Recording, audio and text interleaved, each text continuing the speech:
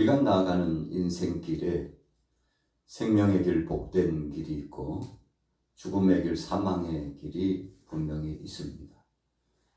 그 중에 우리는 선택하면서 살아가는 거죠. 하루 일상 가운데 어떻게 선택하고 살아가느냐에 따라서 복된 삶이 될 수도 있고 저주받을 수밖에 없는 삶이 될 수도 있습니다. 하나님께서 우리 사람들에게 주신 것 가운데 정말 귀하고 보배로운 것 하나가 있다면 선택할 수 있는 자유의지를 주셨다는 거죠. 아담과 하와에게도 하나님 말씀하셨습니다. 하나님의 말씀을 순종하고 그 뜻대로 살라고 말씀하여 주셨죠. 그것이 바로 생명의 길이요. 그것이 복된 길이며 하나님 영광을 드러내고 하나님 뜻대로 사는 길임을 확실하게 명시해 주었습니다.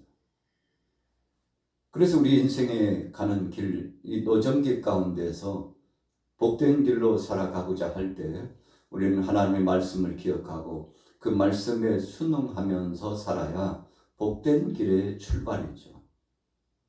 본래 우리 인간은 안드로포스라고 했습니다. 안드로포스라고 하는 것은 위를 바라보고 사는 자다. 하나님을 바라보고 하나님 말씀 중심, 하나님 뜻 중심, 하나님 영광 중심, 하나님 섭리 중심으로 사는 바로 그런 존재로 하나님께서 지어주셨다는 것입니다. 바로 그것이 본질입니다. 그렇게 살아가고자 소원하고 마음에 품고 나아가는 그 방향성이 우리가 하나님 뜻대로 사는 지름길입니다. 물을 떠난 고기가 살 수 없는 것처럼 하나님 떠난 인생들은 한시도 살아갈 수 없다는 사실을 분명하게 말씀해 주시는 거죠. 그래서 오늘 본문에도 아주 특징적인 말씀이 있죠. 20절에 보니까 내 아들아 내 말을 주의하며 내가 말하는 것에 내 귀를 기울이라. 그것을 내 눈에서 떠나게 하지 말며 내 마음속에 지키라. 하나님의 말씀을 우리가 귀로 듣습니다. 그런데 귀로 듣고 끝나는 것이 아니고 그 말씀을 마음속에 품습니다. 우리 마음속에 품은 그 말씀이 명약이 되고 생명의 근원이 되어서 우리를 살리고 회복하게 하고 또 건강하게 하고 하나님 뜻 안에서 승리할 수 있는 능력과 권세를 우리에게 선물로 줍니다. 그래서 말씀 속에도 보면 하나님의 말씀은 살았고 운동력이 있다고 분명히 말씀하고 있습니다. 말씀 자체가 우리를 변화시키고 우리를 건강하게 한다는 것이죠. 그래서 오늘 잠언 기자도 4장 21절에 내 눈에서 떠나게 하지 말며 내 마음속에 지키라 그랬어요. 여러분 하나님의 말씀이 그런가 하여 그 말씀을 품고 그 뜻 가운데서 늘 살아간다는 것이죠. 엠마오 도상의 두 제자, 한 사람은 글로바라고 하고 한 사람은 이름이 기명되지 않았습니다만 부활하신 예수님을 만났습니다. 예수님 만나기 전에는 절망감이 몰아쳐왔죠. 그러나 예수님 만나고 난 다음에 저들 마음속에 소망이 넘쳐났습니다. 힘이 솟아올라오되 샘솟듯 솟아올라왔습니다. 얼마 지나서 함께 대화를 나누고 말씀을 주셨던 그분이 예수님이라는 사실이 마음속에 확증이 될 즈음에 주위를 둘러보니까 주님께서 보이지 않습니다. 낙심하고 절망하고 있는 그들에게 주님의 그 생명된 말씀을 풀어주시고 부활이 무엇이며 영생이 무엇이며 하나님 나라가 어떤 것이며 독생자들 예수 그리스도께서 이 땅에 왜 오셨는지 그리고 그분이 십자가상에 못 박혀 죽으신 이유가 뭔지 우리가 인생을 왜 사는지 어떻게 살아가야 될지 어떤 목적을 가지고 살아야 되는 것인지에 대한 확실한 지침을 주고 확증을 주셨다는 사실을 생각해 볼 수 있습니다. 자, 본문으로 돌아봅니다. 22절입니다. 22절부터 같이 읽습니다. 시작. 그것은 넣는 자에게 생명이 되며 그의 온 육체에 강건이 됨이니라. 자, 건강하고 생명력 있는 능력의 역사가 우리 속에서 나타나는데 분명히 말씀하고 있죠. 그것은 그랬어요. 자, 지시하는 겁니다. 그것이 무엇입니까? 하나님의 말씀이요, 하나님의 약속이요, 하나님의 보증적인 은혜의 역사입니다.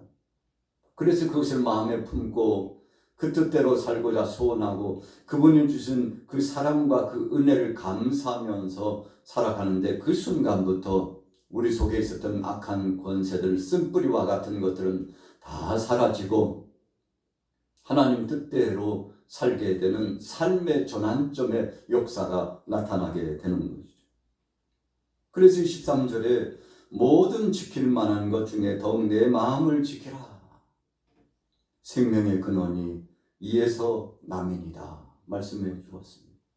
세상에 참 많은 지침의 말이 있죠. 그 중에서 하나님의 말씀은 그 어떤 것보다도 명약과 같고 은혜로운 것이며 우리를 살리는 소생의 역사, 생명의 역사가 있습니다. 그래서 우리가 말씀을 경시하지 않고 그 말씀을 중요하게 여기고 그 말씀 뜻대로 살고자 소원을 품으면 그때부터 행복이 시작되고 영광스러운 능력의 역사가 출발되는 것이라고 할 수 있습니다. 자, 생명의 근원이 있다고 그랬습니다. 날이 가물면 비가 오지 않아가지고 기근 현상들이 드러납니다. 논바닥에 물이 없고 바싹바싹 말라 들어가고 밭에도 마찬가지입니다. 농작물뿐만 아니라 동물, 식물, 우리 사람들이 살기에 적합하지 않은 땅으로 변화가 나타납니다. 이것은 좋은 변화가 아닙니다. 좋은 징조가 아닙니다. 살 수 없는 땅이 되고 살 수 없는 환경이 이루어진다는 것을 의미합니다. 첫사람 아담 하나님 앞에 범죄하고 나서 아담과 하와가 범죄하고 나서 세상이 어떻게 됐습니까? 가시와 엉겅퀴를 내고 땀을 흘려서 일해야만이 살 수 있고 그때부터 근심과 걱정과 그리고 사망의 역사가 드리워져 가지고 정말 살 수 없는 땅이라는 사실, 나그네 인생일 수밖에 없는 이와 같은 상황들을 인식하고서 탄식하게 되지 않았습니까? 절망하고 낙심하는 그들에게 하나님께서 한 어린 양을 잡아서 가죽옷을 지어 입혀주고 저들을 위로해 줍니다. 눈이 밝아졌는데 죄의 눈이 밝아졌습니다.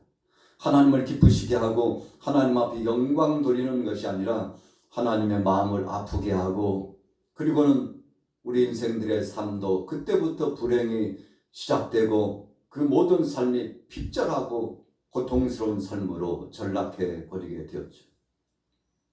그러나 예수 그리스도 안에서 새 생명의 능력의 역사를 선물로 주시고 세상에 그 어떤 사람도 죄로 말미암아 죽을 수밖에 없는 모든 인생들이 예수 그리스도를 구주로 영접하면 그때부터 삶이 본질적으로 영화롭고 영광스러운 삶으로 변화가 되고 생명의 씨가 뿌려졌기 때문에 사망 권세는 사라지고 다시 사는 부활의 소망을 가지고서 적극적으로 기쁨으로 살 수 있는 삶의 전환적인 역사가 나타나게 된 것이죠.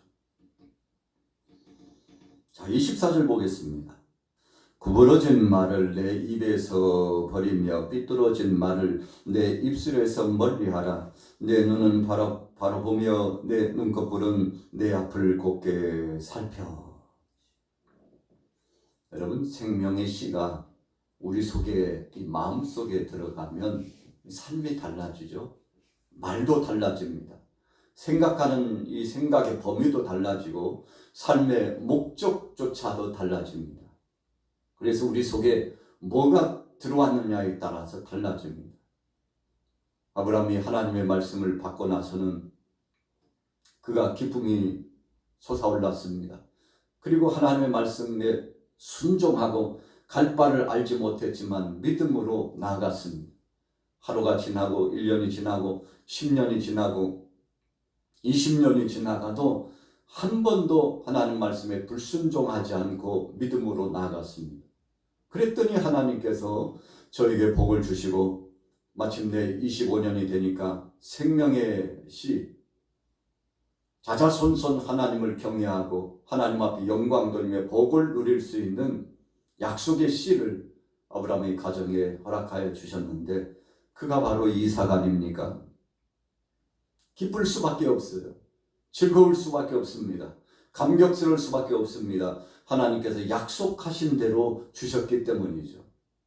아브라함은 그날 이후부터 그에게는 소망이 넘쳐나고 하나님 뜻대로 살면 하나님께서 반드시 그 약속대로 갚아주신다는 보증적인 의미 부여가 그의 삶 속에, 그의 마음 속에 나타났으므로 즐겁고 기쁘고 복된 삶을 살아가게 될 수 있었죠.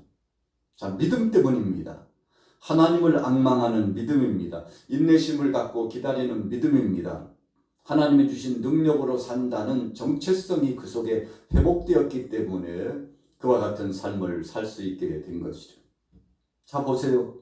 구부러진 말을, 삐뚤어진 말을 바로 저들의 입술 속에, 저들의 심령 속에 갖지 말라고 말씀하셨는데, 여러분, 그래서 우리 인생이 어떻게 살아가느냐에 따라서 그 삶이 달라지고 그 모습도 달라지는데, 그래서 그런 얘기까지 있지 않습니까?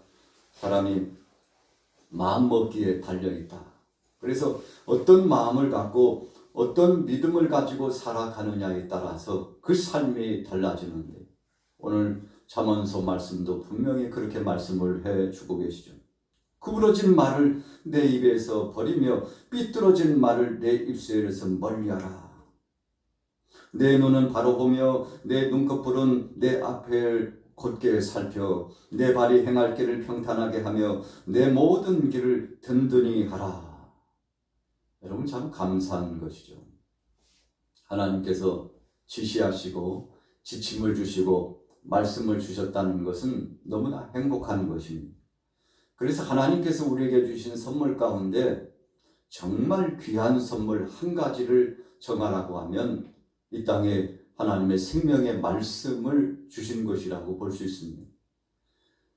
그래서 시편 119편을 보니까 하나님의 말씀은 우리가 길을 갈 때 불을 밝혀주듯이 우리 인생길을 밝혀주는 생명의 등불과 같은 존재라고 말씀해 주시지 않았습니까? 여러분, 우리가 저녁 시간에 불을 켜고 가는 거하고 그냥 길을 가는 거하고는 하늘과 땅 같은 차이를 느낍니다.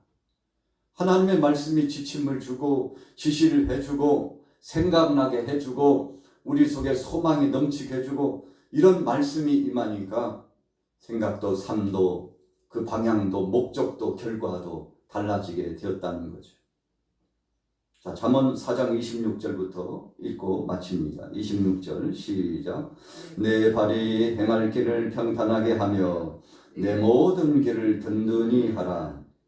좌로나 우로나 치우치지 말고 내 발을 악에서 떠나게 하라. 자, 악에서 떠나고 좌로도 우로도 치우치지 않는다는 것은 하나님 한 분만 바라보고 나가라는 말씀이죠. 여호수아가 모세의 뒤를 이어가지고 이제 후계자가 돼서 하나님의 말씀대로 백성들을 이끌어 나가는데 하나님께서 여호수아에게 분명히 말씀했습니다. 좌로나 우로나 치우치지 말고 오직 한 길로 하나님만 바라보고 가라고. 그러면 하나님께서 여호수아 자신뿐만 아니라 모든 백성들, 이 민족을 책임져 주시겠다고 약속을 해 주시죠. 여러분, 그렇습니다. 오늘 우리가 하루를 시작하면서 오늘 금요일 아침을 열면서 우리 마음속에 모토와 같은 이 생명의 말씀을 잘 박힌 모처럼 잘 심어놓은 나무처럼 생각하고 우리 마음속에 영접하고 그 말씀대로 살아가야 되는데, 여러분, 하루하루를 한 시간을 지날 때마다 좌로나 우로나 치우치지 않고 하나님의 말씀 안에 서서 악에 치우치지 않으리라고 명심하면서 살아가면 이 말씀이 우리에게 복을 주고 위로를 주고 힘을 주고 능력을 주신다는 것이죠. 그래서 오늘 본문 말씀에 주제와 같은 23절에 분명히 말씀했죠. 모든 지킬 만한 것 중에 더욱 내 마음을 지키라. 생명의 근원이 이에서 나매니라. 여러분, 중요한 것이 그렇게 많지만 하나님의 말씀같이 중요한 것은 없다는 것을 다시 한번 명심하라는 것이죠. 오늘 우리가 금요일입니다. 새로운 하루를 출발하면서 주님 주신 이 말씀을 붙잡고, 모세도 이 말씀을 붙잡았죠. 요셉도 다니엘도 이 말씀을 붙잡았습니다. 바울도 이 말씀을 붙잡았습니다. 오늘 저와 여러분들도 이 생명의 말씀, 이 평안의 말씀, 위로의 말씀, 능력의 말씀을 붙잡고 하루를 믿음으로 승리하게 되시기를 예수님의 이름으로 축원합니다.